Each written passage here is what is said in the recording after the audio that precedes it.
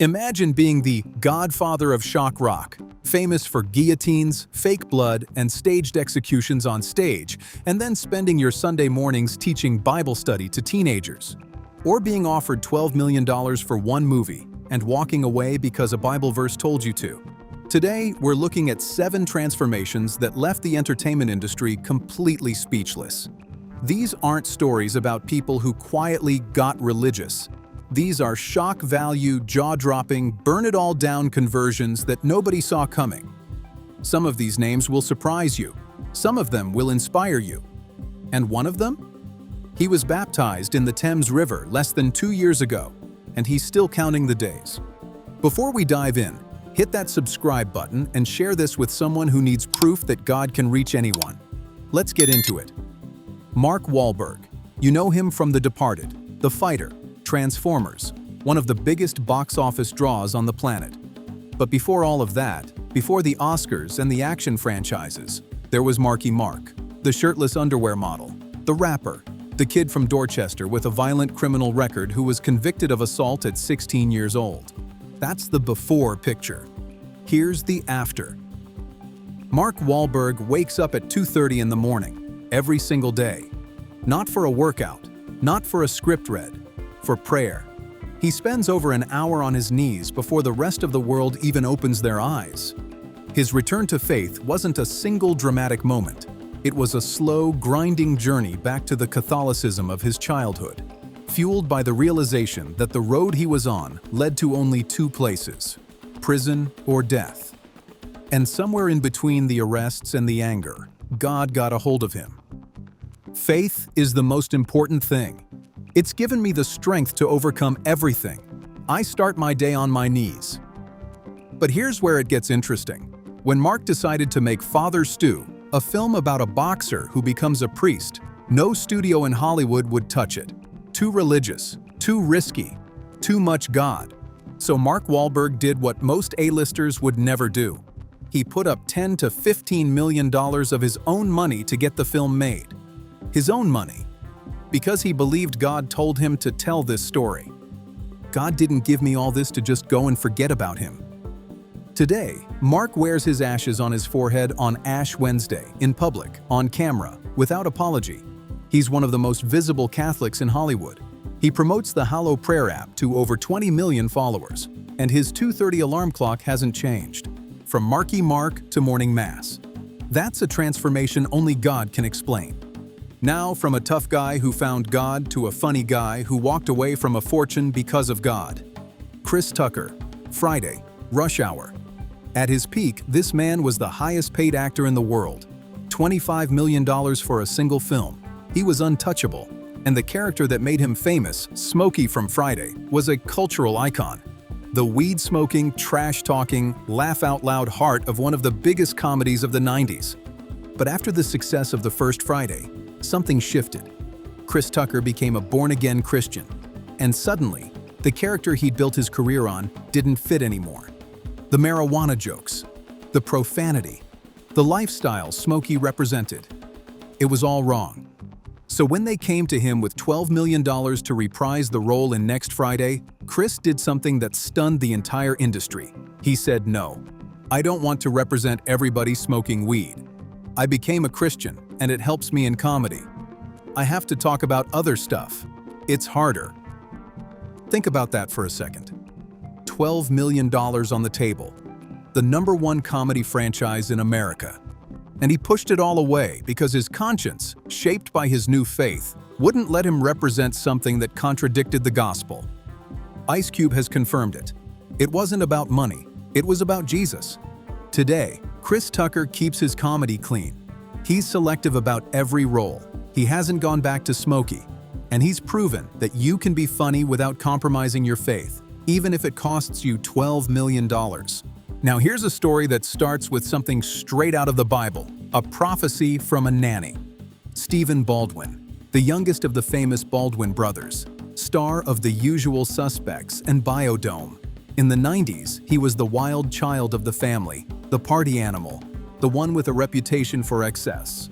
The Baldwins hired a Brazilian nanny, and one day, this nanny told Stephen's wife that she'd had a vision, that the Baldwin family would one day be involved in ministry. Nobody took it seriously. It sounded absurd. Then, September 11th, 2001 happened. And in the ruins of the Twin Towers, Stephen Baldwin remembered the nanny's words. His wife converted first. Then Stephen followed, not gradually, not cautiously, but full speed, all in, no looking back. I didn't find God. He was never lost. He found me. Today, Stephen calls himself a blowtorch for Jesus. He runs a skateboarding ministry called Livin' It. He speaks at revival events. He does street evangelism. And the prophecy from a Brazilian nanny? It came true. That's the thing about God's plans. They don't always come through the channels you'd expect. If Stephen Baldwin's transformation surprised people, this next one? It shocked an entire genre of music. Brian Head Welch, lead guitarist of Korn. If you grew up in the late 90s, you know what Korn represented. Darkness, angst, aggression. They were the soundtrack to a generation's pain, multi-platinum records, sold-out arenas, and imagery that made parents lock their doors. At the height of their fame, Brian Welch had everything. The money, the cars, the women, the fame, and a devastating methamphetamine addiction that was destroying him from the inside out. He's described a night in his home where, alone, strung out, and failing as a father, he felt something he couldn't explain. A presence, a warmth, a love that broke through the chemical haze. And in that moment, the lead guitarist of one of the darkest bands in rock history did the unthinkable. He quit drugs. Cold. And he walked away from Korn and a $23 million record deal to raise his daughter in the faith. I had the money, the cars, the girls, and the drugs. I was dying inside. Jesus was the only thing that didn't leave me empty. He was baptized in the Jordan River. He later rejoined Korn, but on his own terms, as what he calls a light in a dark place. Today, Brian leads backstage Bible studies on tour and speaks at Christian conferences around the world. The man who wrote the music of darkness is now living in the light, and he brought his guitar with him. Hey, if you've made it this far, I need to pause and say thank you. These stories are heavy. They cost these people something real. And the fact that you're still here, still listening, still caring, that means something. We're building a community at the Biblical Blueprint. People who aren't afraid of transformation.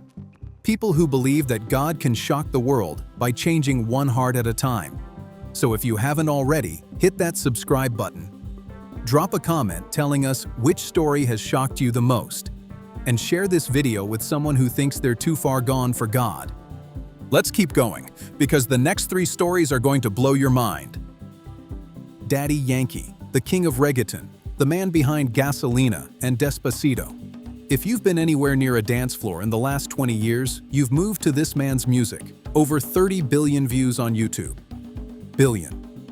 With a B. He was, and arguably still is, the biggest Latin music artist on the planet. And in December of 2023, during his farewell tour in Puerto Rico, at the absolute peak of his global fame, Daddy Yankee stood on stage in front of tens of thousands of fans and said something that silenced the arena. Tonight, I acknowledge to the world that Jesus lives in me. He wasn't winding down. He wasn't fading out. He was at the top, and he stepped off. He announced his full retirement from secular music to dedicate his life to Jesus Christ. What use is it to a man to gain the whole world if he loses his soul? I am not ashamed to tell the whole world that Jesus lives in me. Today, Daddy Yankee is fully retired from secular music. He's released his first Christian single, Donante de Sangre, which means blood donor. He shares the gospel daily on social media. The man who defined party music for a generation is now using that same platform to point people to Christ. The king of reggaeton, bowing to the King of Kings. Now, this might be the single most visually shocking transformation in entertainment history. Alice Cooper, the godfather of shock rock, guillotines on stage, fake blood, electric chairs, boa constrictors wrapped around his neck. For decades, this man's image was so dark that parents, preachers, and politicians pointed at him as proof that rock and roll was from the devil. He sold over 50 million albums. He was inducted into the Rock and Roll Hall of Fame. And to much of America, he was the face of everything evil about entertainment. But behind the makeup and the stage theatrics, Alice Cooper was dying. His cocaine and alcohol addiction had gotten so severe that he was, in his own words, throwing up blood. He's described looking in a mirror with cocaine in one hand and blood running down his face and realizing he was a walking corpse. What most people don't know is that Alice Cooper comes from a family of preachers. His father was an evangelist. His grandfather was an evangelist. And in 1983, at the lowest point of his life, Alice went back to the faith of his family. He got clean, he gave his life to Christ, and he never looked back. I was the prodigal son. I finally realized that my life wasn't mine, it was his. Today, Alice Cooper has been sober for over 40 years. He and his wife Cheryl, married since 1976, are active in their local church. He founded Solid Rock, a Christian nonprofit that serves at-risk teenagers. He still tours, but his mornings? They start with Bible study and prayer, every single day. And here's the detail that gets me every time. During his off-season from touring, Alice Cooper teaches Sunday school at his local church, the godfather of shock rock, teaching kids about Jesus on a Sunday morning. If that doesn't prove that no one is beyond the reach of God's grace, I don't know what does. And finally, the transformation that's happening right now. In real time. Russell Brand. If you know the name, you know the reputation. Global comedian, actor, former host of Big Brother's Big Mouth, star of Get Him to the Greek.